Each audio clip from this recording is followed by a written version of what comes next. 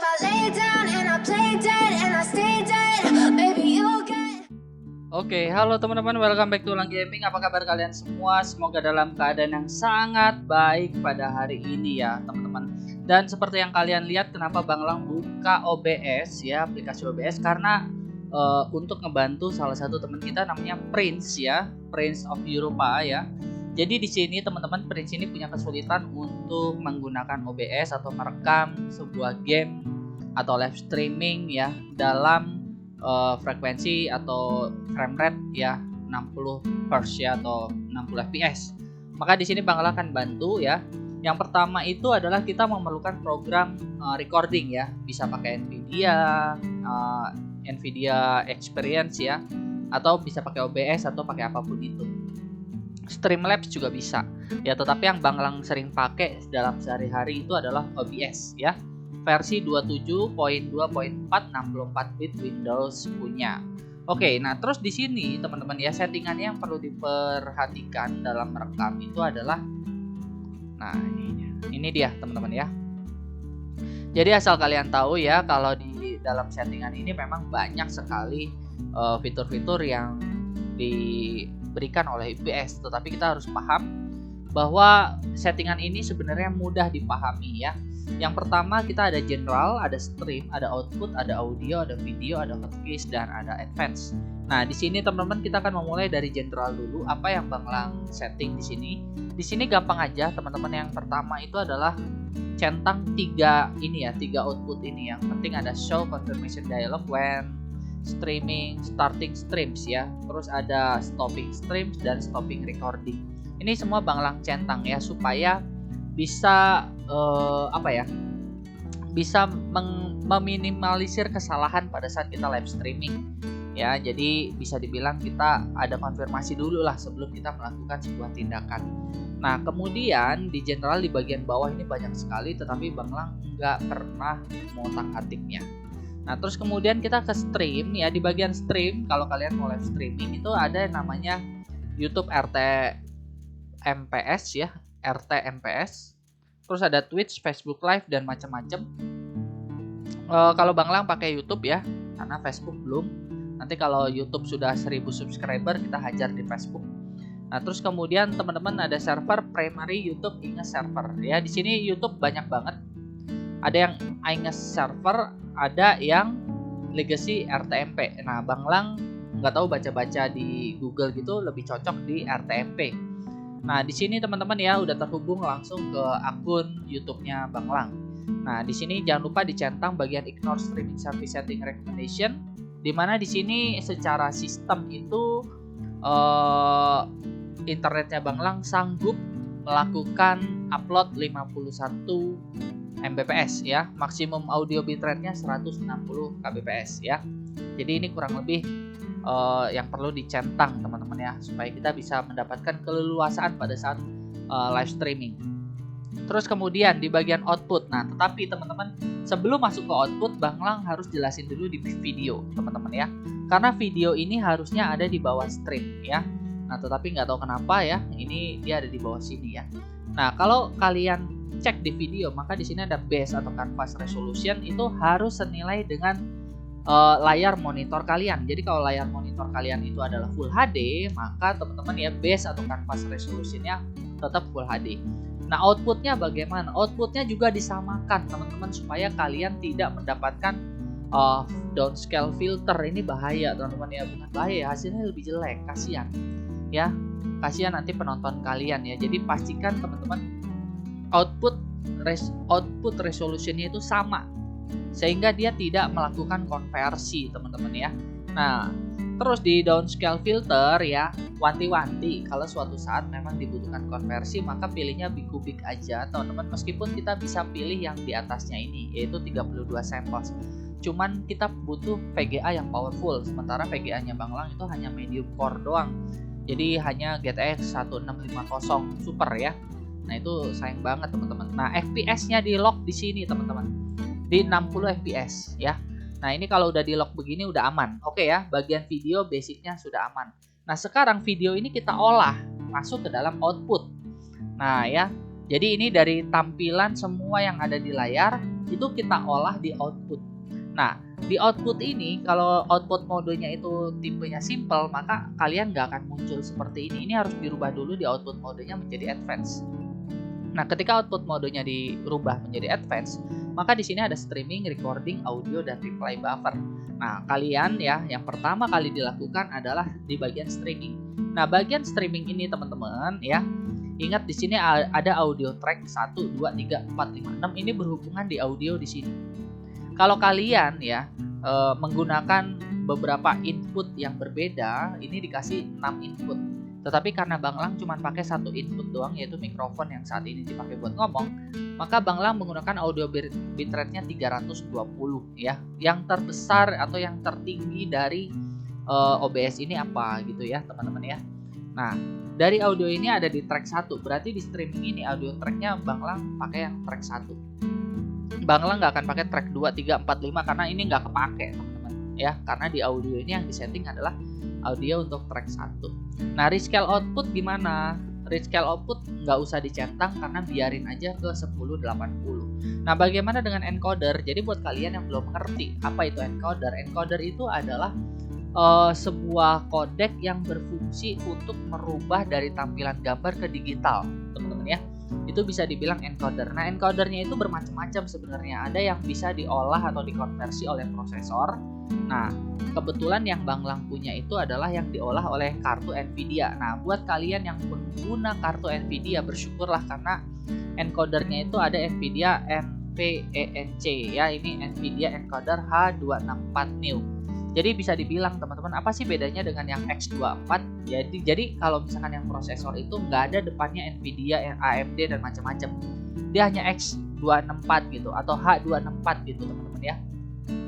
Nah, kalau di bagian itu berarti yang kalau encodernya kalian pilih sebagai encoder untuk prosesor, maka pada saat kalian main game berat yang membutuhkan kinerja prosesor, maka prosesornya sendiri akan kewalahan dan akhirnya membuat game kalian nge-lag. Nah, tetapi kalau encodernya itu ditugaskan ke kartu grafik, dalam kasus ini adalah Nvidia, maka teman-teman nanti gampang settingnya, lebih gampang setting karena Nvidia itu punya CUDA core yang nanti siap untuk mengerjakan proses rendering kita ya, atau encoder kita, coding kita teman-teman. Maka di sini bisa dibilang kalau kalian punya kartu grafis AMD gimana? Nah, AMD di sini nanti ada AMD, kalau nggak salah AMD NSR atau apa gitu ya, Bang Lang lupa. Pokoknya ada AMD untuk bagian encodernya. Nah, terus di rate control teman-teman ya, di sini ada banyak, ada CBR, CKP, VBR dan lossless. Nah, kalian pilih yang CBR teman-teman karena CBR itu constant bitrate artinya. Nah, itu bisa untuk flat. Jadi contoh misalkan begini teman-teman ya. Kalau kalian pilih yang VBR, variable bitrate, itu artinya kalau misalkan kalian main gamenya itu adalah game misalkan EU4 ya, gerakan monitor itu nggak terlalu banyak, hanya gerakan perahu, orang, gitu-gitu doang ya.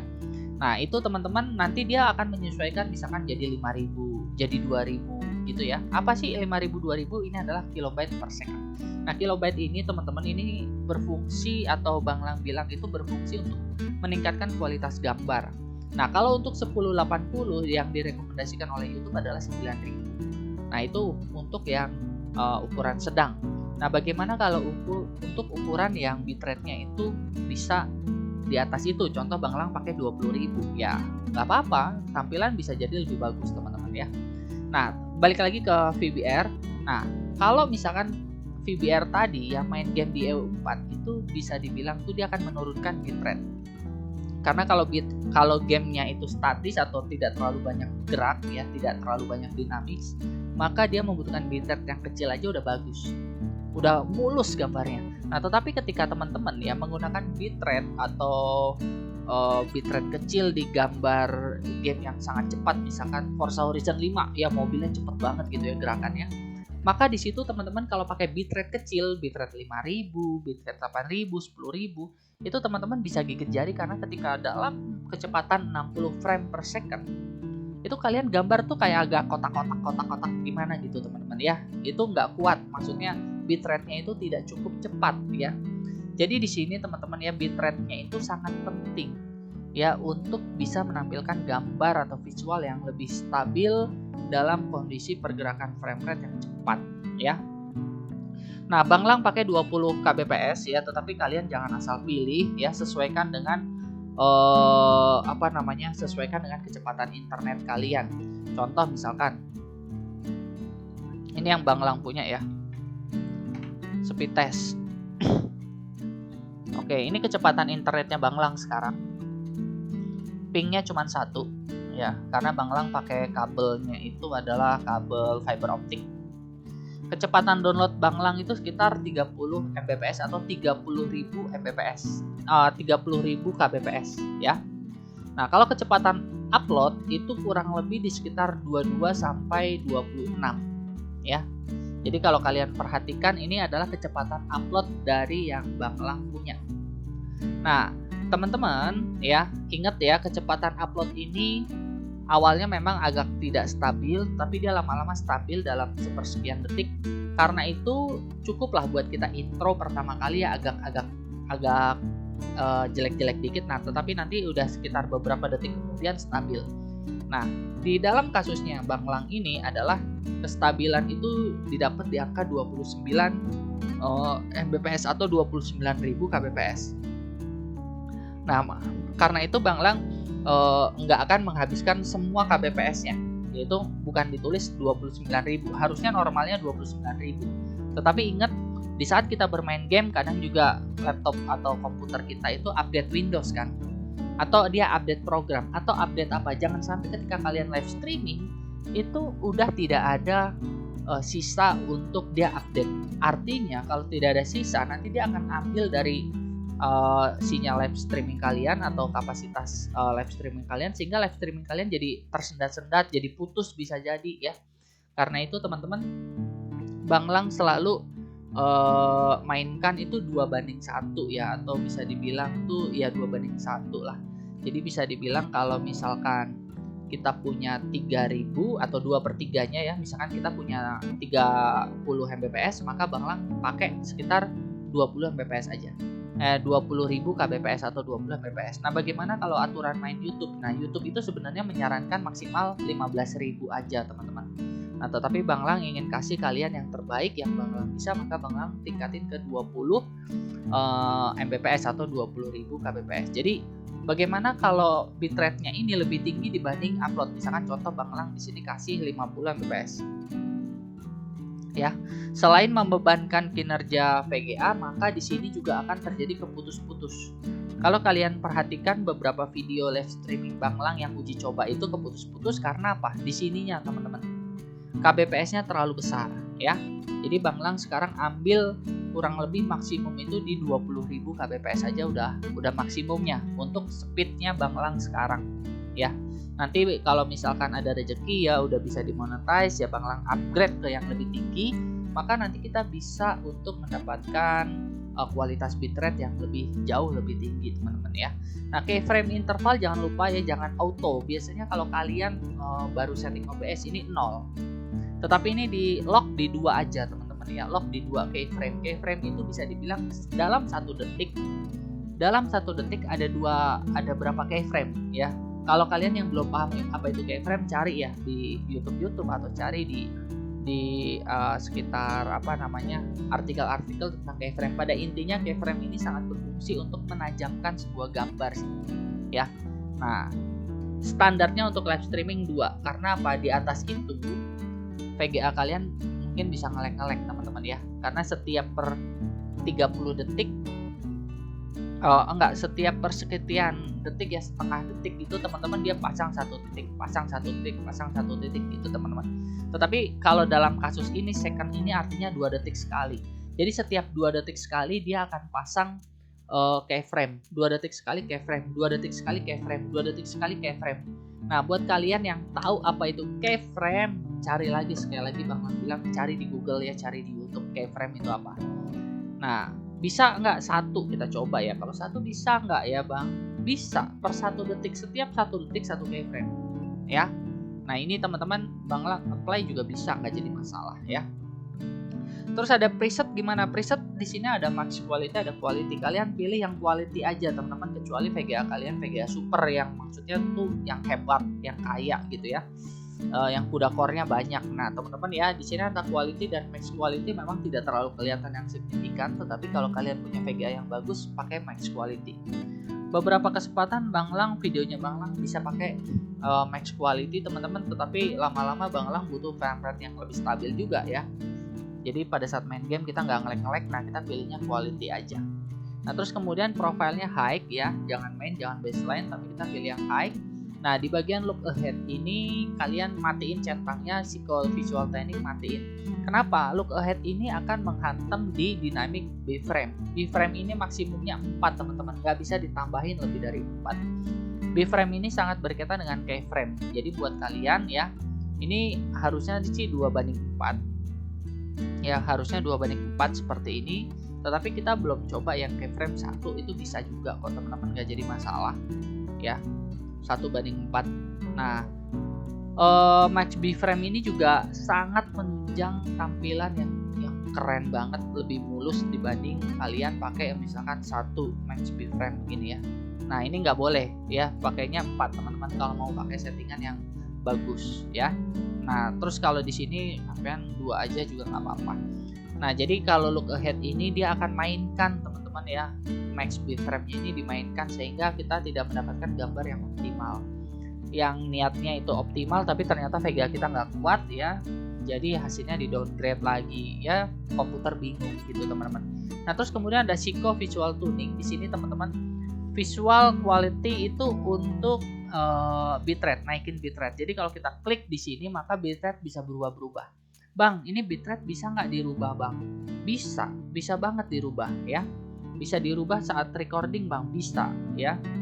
Nah seperti ini. Ini Bang Lang recording di 50 kbps, Bang Lang bisa rubah macem-macem.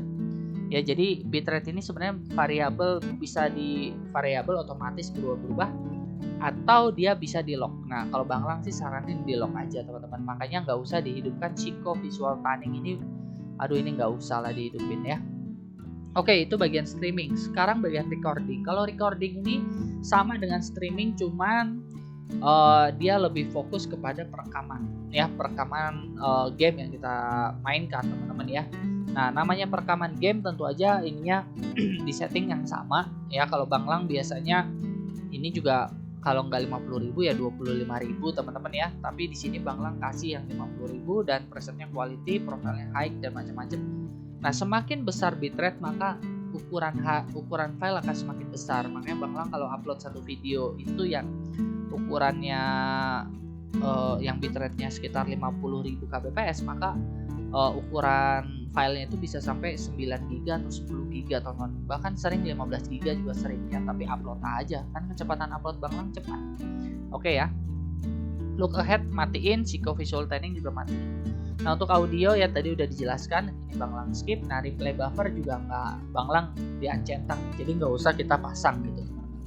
Nah terus di bagian audio jangan lupa teman-teman ya, sample rate-nya 48. Nah kalau sample rate ini disesuaikan dengan ini teman-teman ya, sound. Nah seperti ini ya. Bang Lang kan pakai yang ini mikrofon ini ya, mikrofon abal-abal inilah ya.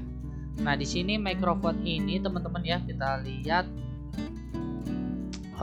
settingannya itu di sini 48.000 Hz. Nah, kalian ikutin di sini sample rate-nya 48.000 kHz ya, 48 kHz. Ya, jadi bisa dibilang ini udah matching, udah sesuai dengan settingan OBS. Nah, jangan lupa di sini juga di lock teman-teman, desktop audio, speaker, Realtek R audio ya. Terus desktop 2 disable. Nah, ini kalau kalian nggak pakai juga disable semua, daripada nanti dia ke setting otomatis kalian ribet ya. Nah terus berikutnya ada mikrofon Realtek R audio ya, ini juga bisa dibilang tuh cukup untuk yang Bang Lang lakukan. Oh iya, jangan lupa kalau kalian pakai webcam ya, contoh Bang Lang pakai HD webcam C615, dimana webcam ini teman-teman ini sangat beresiko kalau dia dinyalain, makanya Bang Lang disable. Karena dia kalau dinyalain nanti di bagian audio mixer ini ada yang namanya suara dari mikrofon di webcam ya. Nah ini bahaya teman-teman, bagian ini bahaya ya. Nanti suara kalian rekaman atau live streaming kalian jadi kayak gema gitu ya. Jadi kayak ada double ya. Nah, itu jelek ya. Oke, sampai sini udah jelas ya teman-teman ya. Untuk speaker juga samain aja. Di sini Realtek Air Audio ini udah sama.